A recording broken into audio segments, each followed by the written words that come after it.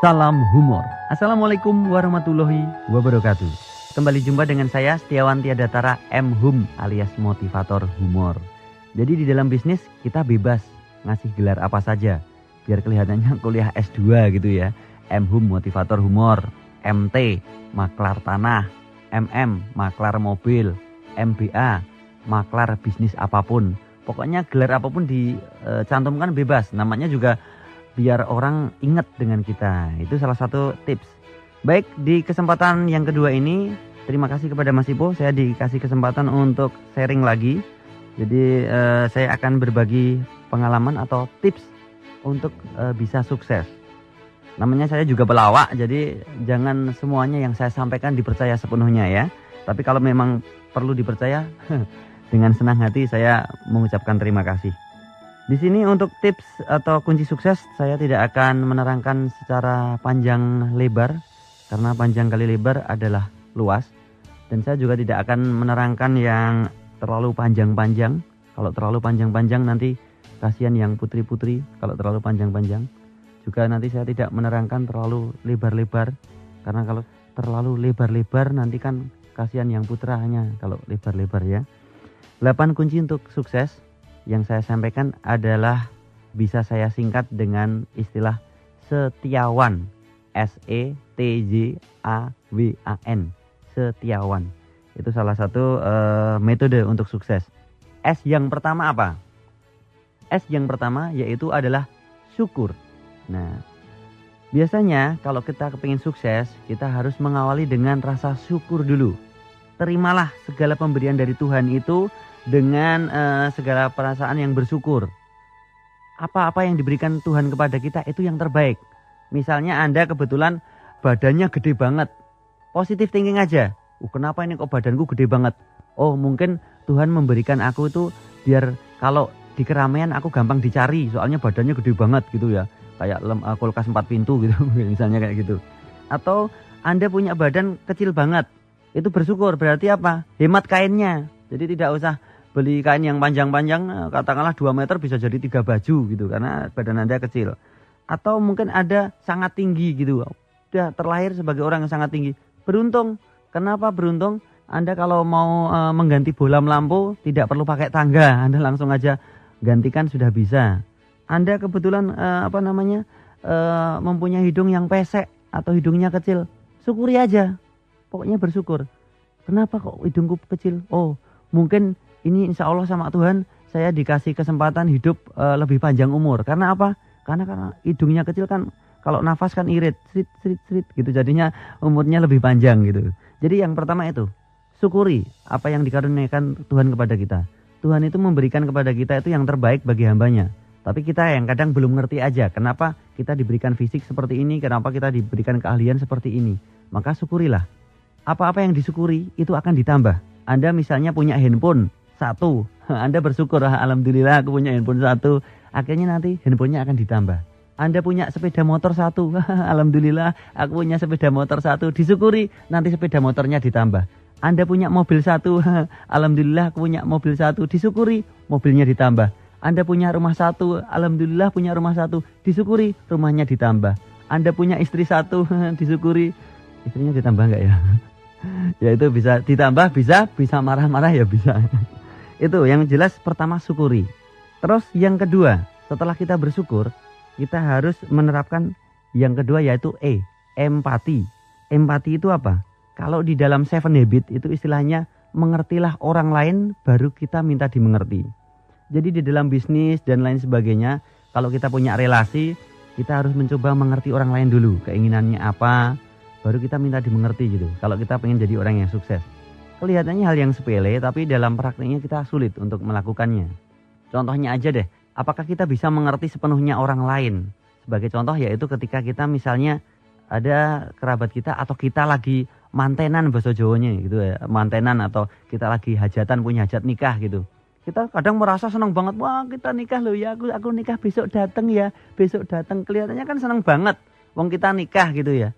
Tapi bagi orang lain belum tentu loh. Ketika kita kasih undangan nikah tuh senang banget. Jadi kita mencoba mengerti orang lain dulu. Apakah orang lain tuh kita kasih undangan nikah juga sepenuhnya senang? Ada yang senang, ada yang kadang malah, waduh tambah beban gitu loh. Nah, saiki bayangke aja, sekarang bayangkan aja. Kalau kita misalnya nikah lagi mantap-mantap, aku nikah ini, aku bawa undangan ini dan sebagainya, besok datang ya, dilalai orang yang kita kasih undangan itu kebetulan bulan itu menerima 20 pernikahan. Itu padahal gajinya pas-pasan apa nggak tekor. Makanya mungkin kalau disurvei oleh pemerintah itu salah satu penyebab runtuhnya perekonomian keluarga adalah sumbangan manten kelihatannya. Itu jadi kita coba mengerti orang lain dulu baru minta dimengerti. Misalnya juga kita ke rumah sakit gitu. Ada teman yang sakit. Kita coba mengerti orang yang sakit itu. Orang ini kalau sakit itu senangnya apa ya? Pertama tadi dibesuk ya, dibesuk terus didoain. Habis itu dibawain bingkisan atau hadiah atau mungkin uang itu mesti lebih bermanfaat. Tapi kalau kita nggak tahu sebagai orang yang sakit itu bagaimana rasanya, kita akan keliru dalam bersikap. Masuk ada yang sakit terus kita datang, sakit apa kamu? Aku sakitnya sakit kanker ya. Waduh, kanker ya. Kanker itu paling ya tak pikir nggak sampai 3 minggu udah out. Nah, karena kita nggak tahu. Tapi kalau kita tahu, kamu sakit apa? Sakit kanker. Oh, santai aja. Biasanya dari pengalaman itu kalau kamu mau berobat dan lain sebagainya banyak kok yang bisa disembuhkan. Mereka akan lebih senang gitu loh. Mereka kan kalau orang sakit itu senang kalau dimotivasi dan lain sebagainya. Orang sakit itu yang senang lagi apa? Selain itu didoakan. Cepat sembuh ya, lekas sembuh ya. Senang banget mereka. Didoakan tapi ya doanya yang nggak usah panjang-panjang gitu loh. Baru sakit panas langsung di yasinke gitu kan sudah malah gelisah gitu. Kalau imannya bagus nggak apa-apa, kalau nggak bagus orang diyasinkan itu kadang malah gelisah ya. Aduh, jangan-jangan ini aku diyasinkan nanti yasinnya habis, aku juga ikut habis gitu kan gelisah itu. Kalau imannya bagus nggak apa-apa. Jadi ada beberapa yang kita perhatikan dulu. Jadi kita doa-doa yang kira semoga Allah menyembuhkanmu gitu dan sebagainya. Yang singkat-singkat aja. Terus kalau orang sakit itu misalnya apalagi yang dia inginkan. Dikasih mungkin semacam daripada roti kadang buah-buahan kadang lebih bermanfaat. Orang kalau sakit itu kadang pemikirannya begini loh. Aduh, dulu pas aku sehat kok aku nggak pernah dikasih roti. Sekarang begitu aku sakit makan apa-apa aja pahit. Kok dikasih roti aja yang black-blackan gitu. Sudah rasanya nggak enak untuk makan, dikasihkan roti, aku nggak mau makan malah dipangan yang jogo gitu, itu malah dimakan yang nungguin itu kan kasihan banget itu malah tersiksa atau sudah sakit gitu. Coba dikasih buah-buahan, apalagi dikasih uang, itu lebih mujarab lagi karena sebenarnya orang kalau sakit itu lebih powerful dikasih uang, lebih bermanfaat gitu loh, karena kan bisa untuk biaya rumah sakit dan lain sebagainya.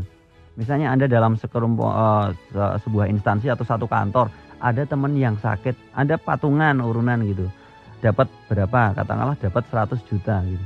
Anda langsung itu ada teman Anda yang sudah hampir sekarat gitu, aduh Pak, ini kebetulan alhamdulillah teman sekantor pada datang Pak, aduh aku sakit banget, dia sudah gitu. Dan ini alhamdulillah dia memberikan sumbangan Pak, aduh aku sakit banget, misalnya dia gitu. Sumbangannya itu yaitu uang Pak, terus ngomong dan ini uangnya ternyata Pak 100 juta. Mesti langsung kaget itu. Berapa? 100 juta. Semakin gede nominalnya akan semakin cepat sembuh itu. Biasanya seperti itu. Jadi empati ya, mengerti orang lain baru minta dimengerti. Dalam bisnis coba kepentingan klien kita apa?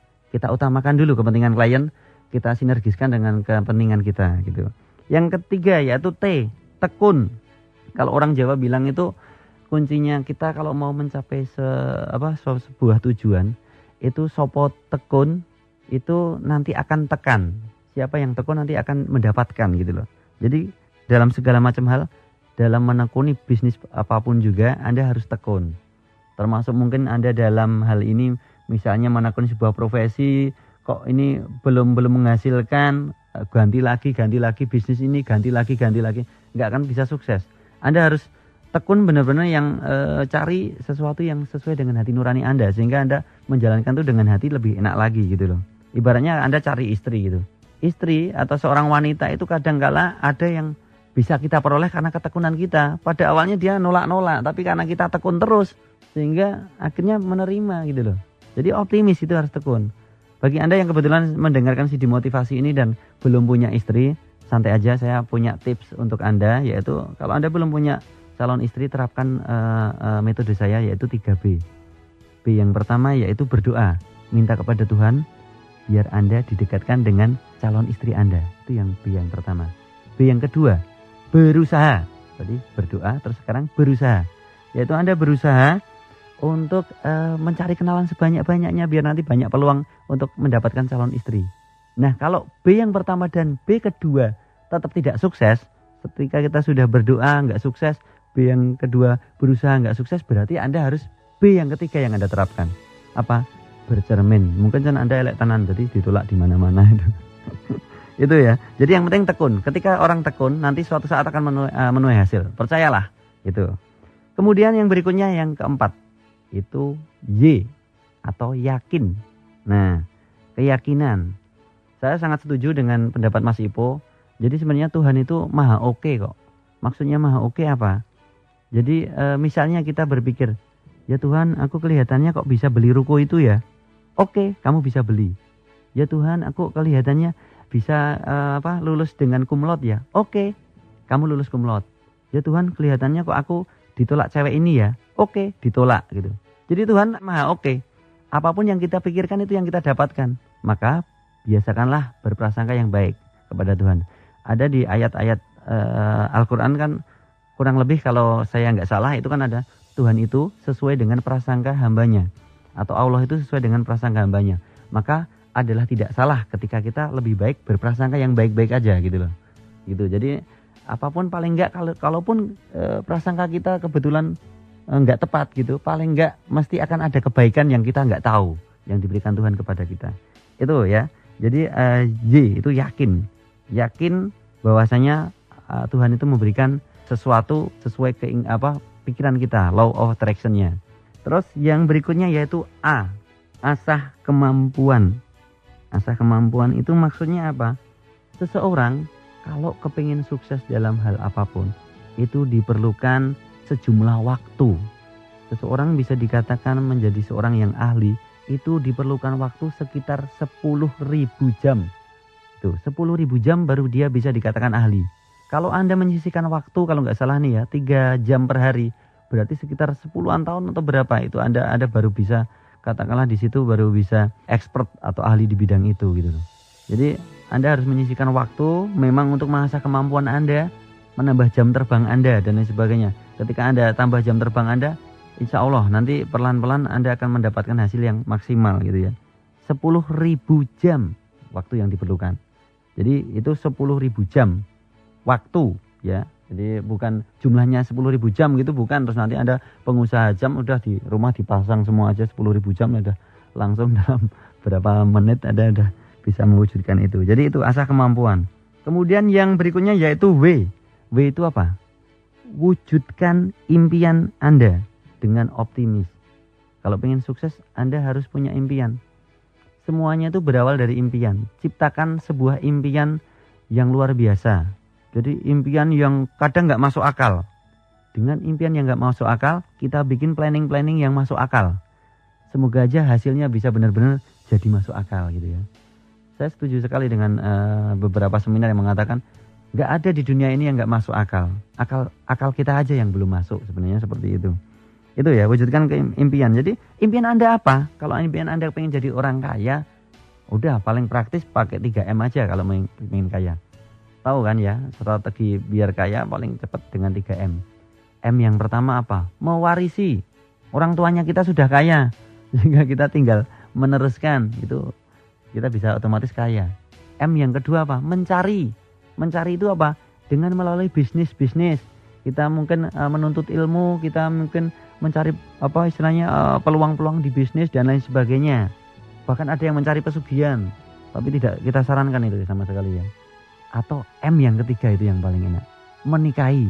Nah itu paling enak sekali itu. Jadi meskipun wajahnya kayak buto terong, kalau dia sugih atau dia kaya, Anda mesti akan juga jadi kaya gitu loh. Itu paling enak sendiri gitu. Jadi dari sekian itu. Jadi ada rumusan kalau kita pengen kaya itu harus jadi pengusaha. Kalau nggak jadi pengusaha, ya kita menikahi pengusaha. Otomatis kita jadi kaya seperti itu. Dan banyak sekali dengan menikah sendiri, janji-janji Allah di beberapa ayat kan ada.